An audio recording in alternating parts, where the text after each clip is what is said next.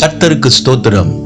இந்த நாளுக்கான தேவ வார்த்தை சங்கீதம் 62 அதிகாரம் 5வது வசனம். என் ஆத்துமாவே தேவனை நோக்கி அமர்ந்திரு, நான் நம்புகிறது அவராலே வரும். இந்த நாளின் வார்த்தையின்படி ஆண்டவராகிய இயேசு நீங்கள் நம்புவதை உங்களுக்கு தருவார். ராஜாவின் மனுஷன் தன் மகனை குணப்படுத்தும்படி ஆண்டவராகிய இயேசுவை வீட்டுக்கு வர வேண்டும் என்று வேண்டிக் கொண்டான். இயேசு அவனை நோக்கி, நீ போகலாம், உன் மகன் பிழைத்திருக்கிறான் என்று சொன்னார். ராஜாவின் மனுஷன் இயேசு சொன்ன வார்த்தையை நம்பி வீட்டிற்கு போனான். அவன் மகன் அற்புத சுகம் பெற்றிருந்தான். நீங்களும் ஆண்டவராகிய இயேசுவின் மேல் நம்பிக்கை வையுங்கள்.